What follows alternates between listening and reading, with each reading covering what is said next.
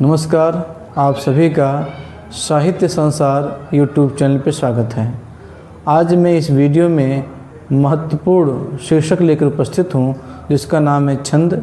आज हम इस वीडियो में छंद की परिभाषा तथा उसके छंद के क्या क्या अंग हैं ये समझने का प्रयास करेंगे, क्योंकि बिना छंद के बारे में जाने बिना हम जो भी छंद हैं, चाहे वह मात्रिक छंद हो, चौपाई हो, दोहा हो, सोरठा हो या चाहे वर्णिक छंद हो, उनको हम नहीं जान सकते हैं।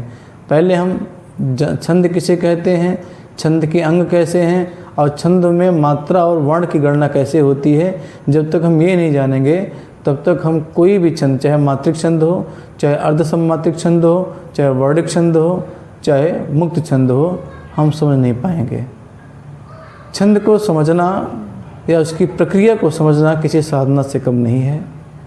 अक्सर विद्यार्थियों के मन में छंद के प्रति एक डर सा रहता है।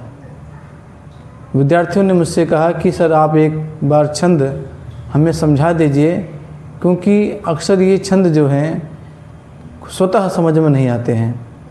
इसलिए मैं उनकी मांग पर आज मैं छंद की परिभाषा और उसके अंग समझाऊंगा। मात्रा गणना कैसे करते हैं, वर्ण की गणना कैसे करते हैं, ये सब चीज़ें इस वीडियो में बताई जाएंगी। आइए हम समझते हैं छंद की परिभाषा तथा छंद के अंग। परिभाषा: अक्षरों की संख्या एवं क्रम, मात्रा, गणना तथा यति, गति आदि से संबंधित विशिष्ट नियमों से नियोजित पद रचना छंद कहलाती है। आप देख रहे हैं इसमें कुछ शब्द आए हैं अक्षरों, जैसे ये ना अक्षर है या अक्षर है कि संख्या यानी इसकी संख्या, उसका क्रम, मात्रा यानी इसमें जो मात्राएं लगी, इसी देखिए ये टा पे बड़ी की मात्रा है, छा पे ओ की मात्रा है, इसे मात्रा बोलेंगे।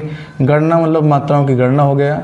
यति मतलब होता है विराम और गति मतलब होता है लय। से संबंधित विशिष्ट नियमों से नियोजित पद रचना छंद कहलाती है। यानी अगर कोई छंद लिखा जा रहा है तो इन चीज़ों को ध्यान रखना पड़ेगा। अक्षरों की संख्या क्या है, उसमें उसका क्रम सही है कि नहीं है, उसकी कितनी मात्रा हैं, उनकी गणना, और कहाँ पर हमें रुकना है और कहाँ पर हमें लय देना है, ये छंद में होना चाहिए। क्योंकि एक कविता में लय नहीं है और कहीं कहीं जहाँ पर हमें विराम लेना है वहाँ विराम नहीं है, तो कविता की जो उच्च कोटिता है वह संभव नहीं हो पाती है। तो फिर देखते हैं परिभाषा। अक्षरों की संख्या एवं क्रम, मात्रा, गणना तथा यति, गति आदि से संबंधित विशिष्ट नियमों से नियोजित पद रचना छंद कहलाती है। इन्होंने डॉक्टर जगदीश गुप्त ने लिखा है हिंदी साहित्य कोश में। हिंदी साहित्य कोश में डॉक्टर जगदीश गुप्त ने ये छंद की परिभाषा उन्होंने दी है। अब आते हैं आचार्य रामचंद्र शुक्ल के अनुसार। ये जो हिंदी साहित्य के बहुत बड़े आलोचक थे और हिंदी साहित्य का इतिहास उन्होंने जो लिखा सन 1929 में प्रकाशित हुआ था, जो आज भी हमारे विद्वानों के लिए, विद्यार्थियों के लिए इनके द्वारा लिखा गया हिंदी साहित्य आज भी पथ प्रदर्शक है। भले ही करीबन जो है 96 साल हो गए, लेकिन फिर भी इनकी हिंदी साहित्य आज भी लोग पढ़ रहे हैं। आचार्य रामचंद्र शुक्ल बहुत बड़े आलोचक थे। इनकी ये कहते हैं कि छोटी छोटी सार्थक ध्वनियों के प्रवाहपूर्ण सामंजस्य का नाम छंद है। कहने का मतलब है, इनका ये कहना है कि कविता में अगर लय है और ध्वनियों का क्रम सही है तो छंद कहलाएगी। अब आते हैं अज्ञेय के अनुसार। अज्ञेय भी हिंदी साहित्य में एक विशेष स्थान रखते हैं। छंद का अर्थ केवल तुक या बधी हुई समान स्वर, मात्रा या वर्ण संख्या से नहीं है। छंद योजना का नाम है। जहाँ भाषा की गति नियंत्रित है वहाँ छंद है। ये कहते हैं कि छंद में एक लय होनी चाहिए और शब्दों पर और मात्राओं पर एक नियंत्रण होना चाहिए, तो छंद कहलाएगा। फिर आते हैं मुख्य बातें।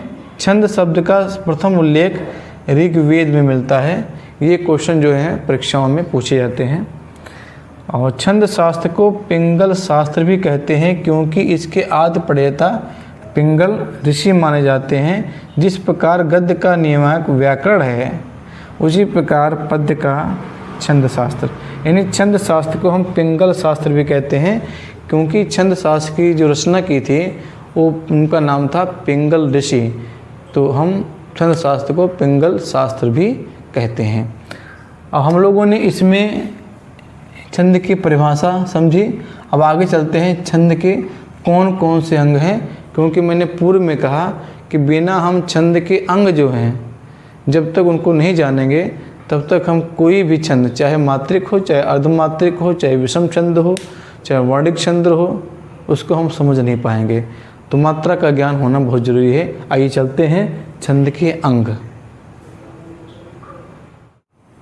जैसे कि आप जानते हैं, जिस प्रकार हमारा शरीर अंगों से मिलकर बनता है, उसी प्रकार किसी भी छंद का निर्माण जो है ये 8 अंगों से मिलकर होता है। इसमें चरण, मात्रा और वर्ण, संख्या और क्रम, लघु और गुरु, गण, यति, गति, तुक, ये 8 जो अंग हैं, इन अंगों से मिलाकर के छंद का निर्माण होता है। आइए देखते हैं पहला चरण। चरण किसे कहते हैं? जैसे मैंने आपके सामने एक चौपाई का एक उदाहरण रखा है। जय हनुमान ज्ञान गुण सागर, जय कपीस तिहुँ लोक उजागर, रामदूत अतुलित बलधामा, अंजन पूत पवन सुतनामा। तो चरण कहते हैं, जैसे जय हनुमान ज्ञान गुण सागर, ये इसे चरण बोलेंगे, पहला चरण हो गया। जय कपीस तिहुँ लोक उजागर, इसे बोलेंगे दूसरा चरण हो गया। ये रामदूत अतुलित बलधामा, ये हो गया तीसरा चरण। अंजन पूत पवन सुतनामा, ये हो गया चौथा चरण। इसे बोलते हैं चरण, यानी इस चौपाई में 4 चरण होते हैं। हालांकि मैं चौपाई छंद नहीं पढ़ा रहा हूँ, लेकिन उदाहरण के माध्यम से समझाना पड़ेगा। उसके बाद है मात्रा और वर्ण। मात्रा किसे कहते हैं? जैसे आप देखते हैं कि हम पहला चरण देख लेते हैं, तो ना पे मात्रा लगी हुई है, माँ पे आके मात्रा लगी हुई है, ना पे छोटा को मात्रा लगी है, माँ पे आके मात्रा लगी है, यहाँ पे आके मात्रा लगी है, गा पे छोटा को मात्रा लगी है, सा पे आके मात्रा, ये से इसे बोलते हैं मात्रा। ये देखिए, इसे मात्रा बोलेंगे। ये जो लगा हुआ है इसे मात्रा बोलते हैं। मात्रा जो स्वर होते हैं, मात्राएं जो स्वर होते हैं, जो व्यंजन के ऊपर लगते हैं। उसके बाद वर्ण। वर्ण कैसे गिनेंगे? जैसे ज, या, 2 वर्ण हो गए, 3 वर्ण हो गया, 4 वर्ण हो गया, 5 वर्ण हो गया, 6 वर्ण हो गए, 7 वर्ण हो गए, 8, 9, 10, 11, 12, 13, यानी इसमें 13 वर्ण हैं। 13 वर्ण। और मात्रा कितनी है? 16 मात्रा है। कैसे देख लीजिए, जैसे ज, या, इसमें हर्ष आ है तो 1 मात्रा, यहाँ पर 1 मात्रा, यहाँ पर 1 मात्रा, यहाँ पर छोटा हुआ है इसलिए भी 1 मात्रा, यहाँ पर दीर्घ आ है तो 2 मात्रा, यहाँ पर 1, यहाँ पर दीर्घ आ है तो 2, यहाँ पर 1, यहाँ पर छोटा हुआ है तो इसलिए 1, 1, यहाँ पर आ दीर्घ आ है तो 2 मात्रा, फिर 1, 1, तो इसे गिन लेंगे। जो एस बना हुआ है इसे 2 गिनते हैं हम। 1, 2, 3, 4, 5, 6, 7, 8, 9, 10, 11, 12, 13, 14, 15, 16, यानी 16 मात्रा हैं और 13 वर्ण हैं। इसे बोलते हैं मात्रा और वर्ण। क्लियर? अभी हम आपको बताएंगे मात्रा कैसे लगाते हैं। इसके बाद है संख्या और क्रम, यानी संख्या, इसी संख्या बोलेंगे। ये 16 संख्या है, ये संख्या बोलेंगे। और क्रम क्या है? जो देखिए, 1, 2 ह्रस्व है, फिर तीसरा ह्रस्व है, फिर चौथा है, फिर 5वां दीर्घ है, तो इसे बोलते हैं क्रम। फिर आता है लघु और गुरु। लघु और गुरु मात्रा कैसे हम लगाते हैं? जैसे आप देखते हैं कि हर्ष, हमारे जो स्वर हैं 11 स्वर हैं, तो उसमें आप देखते हैं कि उन्हें स्वर को 3 भागों में बांटा गया है। हर्ष स्वर, हर्ष स्वर में आपके आते हैं छोटा आ, छोटी ई और छोटा ऊ, इसे हर्ष स्वर बोलते हैं। तो जहाँ पर ये मात्राएं रहेंगी किसी व्यंजन पर, वहाँ पर 1 मात्रा गिनी जाएगी, 1 मात्रा। इसकी चिन्ह होता है खड़ी पाई। ठीक, जैसे यहाँ पर देखिए, आप देखते हैं कोई भी व्यंजन हम बोलते हैं, चाहे जा बोलेंगे, चाहे का बोलेंगे, चाहे खा बोलेंगे, उसमें बोलते समय लास्ट में आ रहा है, यानी हर्ष आ आता है।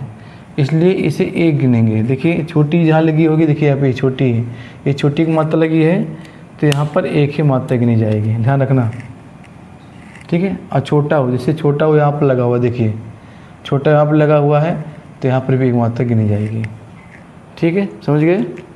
इसके बाद आता है दीर्घ स्वर। दीर्घ स्वर में आपका है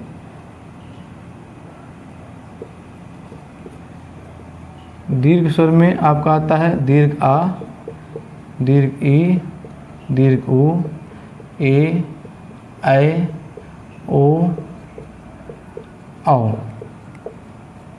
और अंग भी आता है दीर्घ में, ठीक है। ये जहाँ पर मात्राएं रहेंगी किसी व्यंजन पर तो वो दो मात्रा गिनी जाएगी, दो मात्रा। और इसका चिन्ह होता है एस, इसे हिंदी में बोलते हैं वर्तुल रेखा। आइए हम समझ लेते हैं यहाँ पर कहाँ पर जो है ये दीर्घ मात्रा है। जैसे देखिए अगर यहाँ पर किसी भी अक्षर के ऊपर ये अनुस्वार है, यानी ये अनुस्वार लगते हैं किसी भी अक्षर पर है तो दो मात्रा गिनी जाएगी, ठीक। उसके बाद दीर्घ आ, देखिए दीर्घ आ कहाँ लगा हुआ है, ये देखिए दीर्घ आ लगा हुआ है, यहाँ पर दो, यहाँ पर भी दो आ जाएगा। फिर दीर्घ ई कहाँ लगा हुआ है, दीर्घ ई का तो इसमें कहीं है नहीं। दीर्घ उ, देखिए पा पे दीर्घ उ लगा हुआ तो इसलिए दो मात्रा मान जाएंगे। ए है, ऐसे ओ है तो ओ है तो ओ के यहाँ पर है, इसे भी दो मात्रा मानी जाएगी, ठीक है। यहाँ पर कोई मात्रा नहीं तो एक एक मानी जाएगी, ठीक है। इस तरह से है। यहाँ पर देखिए दीर्घ ई है तो यहाँ दो मात्रा मानी जाएगी, ठीक है। यहाँ पर छोटा ऊ है तो एक मात्रा मान जाएगी। यहाँ पर जहाँ पे दीर्घ आ है तो दो मात्रा मान जाएगी। यहाँ पर कोई मात्रा नहीं तो हर्ष आ है, यहाँ पर भी एक है। यहाँ पर भी देखिए दो हर्ष दीर्घ आ है तो दो मात्रा, यहाँ पे दीर्घ आ है तो दो मात्रा, ठीक है। इस तरह से ये मान जाता है। और किसी व्यंजन के ऊपर या स्वर के ऊपर अगर जो है अनुस्वार होता है तो दो मात्रा गिनी जाती है। इसी तरह देखिए चंद्रबिंदी आता है, इसे चंद्रबिंदी बोलते हैं हम लोग, और उसे बोलते हैं हिंदी में अनुनासिक। अनुनासिक, अगर जिस व्यंजन के ऊपर अनुनासिक लगा हो वहाँ पर एक मात्रा गिनी जाएगी। जैसे आप देखिए यहाँ पर त्यों पे जो है चंद्रबिंदी लगी हुई है और छोटा ऊ की मात्रा भी है, इसलिए यहाँ पर एक मात्रा आएगी, एक मात्रा गिनी जाएगी। जैसे आप यहाँ समझा रहे हैं आपको, जैसे मैंने हाँ लिखा चंद्रबिंदी तो ये एक मात्रा, एक मात्रा चिन्ह होता है खड़ी पाई, ठीक। अगर कहीं विसर्ग वाले शब्द हैं, जैसे मैंने लिखा दुख, दुख शब्द लिखा तो यहाँ पर जो विसर्ग लगा हुआ है इसे दो मात्रा माना जाएगा, दो और एक बराबर तीन। अगर किसी शब्द के बीच में आधा वर्ण आता है, जैसे लिखा मैंने रक्त, इसे रक्त लिखा हुआ है तो आधा का के पूर्व जो भी व्यंजन होगा या जो भी अक्षर होगा वो दो में गिना जाएगा, दो मात्रा में गिना जाएगा। यहाँ पर कोई मात्रा नहीं रहेगी, एक, यहाँ यानी इसमें तीन मात्रा है, ठीक है। अगर कोई वर्ण आगे आधा आता है, जैसे श्याम है, इसमें आधा आ रहा पहले तो ये काउंट नहीं होगा, इसके बाद में जो है दीर्घ हो जाएगा, यहाँ पर एक मात्रा हो जाएगी, इसमें भी तीन मात्रा है। तो ये जो है आपका मात्रा लगाने का मैंने आपको नियम बताया कि जब तक आपको मात्रा का ज्ञान नहीं रहेगा तब तक आप कोई भी छंद जो है न कर पाएंगे न समझ पाएंगे। तो मात्राओं का ज्ञान होना चाहिए, कौन सा दीर्घ है, कौन सा ह्रस्व है, अनुस्वार के कितना गिना जाएगा, चंद्रबिंदी कितनी गिनी जाएगी, इसका ज्ञान आपको होना चाहिए। अब आते हैं ये लघु और गुरु। मैंने आपको बता दिया कि लघु और गुरु, ये देखिए इसे बोलेंगे लघु, इसे बोलेंगे लघु मात्रा, ऐसे बोलेंगे गुरु मात्रा, ठीक है। इसके बाद आता है गण। हिंदी में गण 8 होते हैं और वह जो है 3 अक्षरों से मिलकर बनता है। जैसे यहाँ पर है कपीस, ये एक वर्ण है, 2 वर्ण, 3 वर्ण, ये 3 वर्ण मिलकर के एक गण बनाते हैं।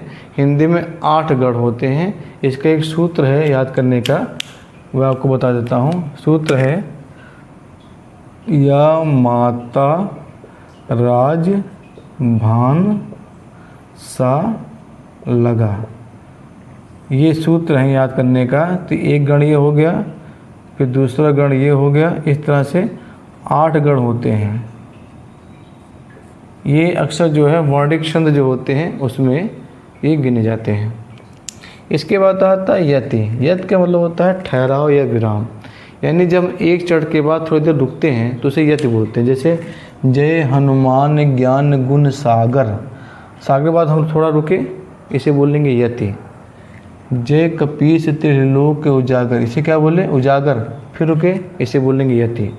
राम दूत अतुलित बल धामा, फिर रुके, इसे बोलेंगे यति।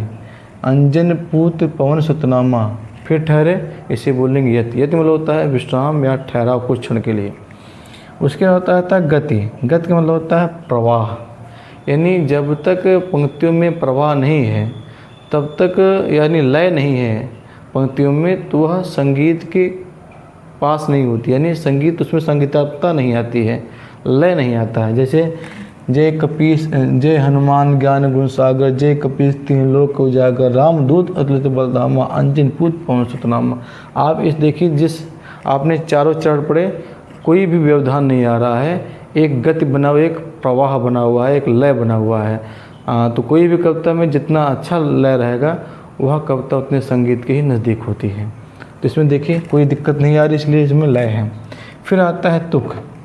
जो तुक होता है वह किसी भी चरण के जो चरणांत, यानी चरण के अंत में जो वर्णों की आवृत्ति होती है उसे तुक कहते हैं। जैसे जय हनुमान ज्ञान गुण सागर, देखिए सागर ये चरण का अंत है। देखिए चरणांत मतलब होता है चरण के अंत में जो वर्ण आते हैं। देखिए सागर, जैसे जय कपीस त्रिलोक उजागर, इसे बोलते हैं तुक बोलते हैं। अब देखिए रामदूत अतुलित बल धामा, इसे तुक बोलेंगे। अंजन पूत पवन सुत नामा, इसे तुक बोलेंगे। इन्हें आप देख रहे हैं कि चरणों के अंत में तुकबंदी हो रही है। जैसे सागर, उजागर, धामा, नामा, इसे बोलते हैं तुक। हालांकि संस्कृत में तुकबंदी का प्रयोग नहीं देखने को मिलता है, लेकिन हिंदी साहित्य में छंदों में तुकबंदी देखने को मिलती है। तो इस तरह से आपने देखा कि छंद के अंग क्या हैं। फिर से देख लीजिए, चरण, मात्रा और वर्ण, संख्या और क्रम, लघु और गुरु, गण, यति, गति, तुक। जब तक हम छंद के अंगों को नहीं जानेंगे और उन्हें समझने का प्रयास नहीं करेंगे तो आपको कोई भी छंद समझ में नहीं आएगा। छंद को समझने से पहले हमें इनको समझना होगा। अगर इनको हम समझ लेंगे तो आपके लिए कोई भी छंद जो है कठिन नहीं रहेगा। मुझे उम्मीद है कि यह वीडियो आपको ज़रूर पसंद आएगा और छंद भी आपको बड़े आसानी से समझ में आ सकेगा। अगर कोई भी दिक्कत होती है तो आप कमेंट बॉक्स में लिखिए, हम उसका निराकरण ज़रूर करेंगे। जल्द ही छंद लेकर के लौटते हैं। जैसे चौपाई छंद है, दोहा छंद है, सोरठा छंद है, हर गीतिका है, गीतिका है, बहुत सारे छंद हैं, भैरवे हैं। ये सब मात्रिक और अर्धमात्रिक छंद हैं, वर्णिक छंद भी हैं। तो सब हम क्रमानुसार लेकर आएंगे। अगर आपको वीडियो पसंद आए तो लाइक कीजिए। अगर मेरे चैनल को आपने सब्सक्राइब नहीं किया है तो सब्सक्राइब करें और इस वीडियो को खूब शेयर करें, जिससे अधिक से अधिक लोग इस ज्ञान से लाभान्वित हो सकें। अंत में ये कहना चाहूँगा, कोई भी समस्या को छंद में आती है तो कमेंट बॉक्स में ज़रूर लिखें, मैं आपकी समस्या को ज़रूर उसको हल करूँगा। आज के लिए इतना ही। जल्द लौटते हैं एक नए वीडियो के साथ, तब तक अपना ख्याल रखिएगा। जय हिंद।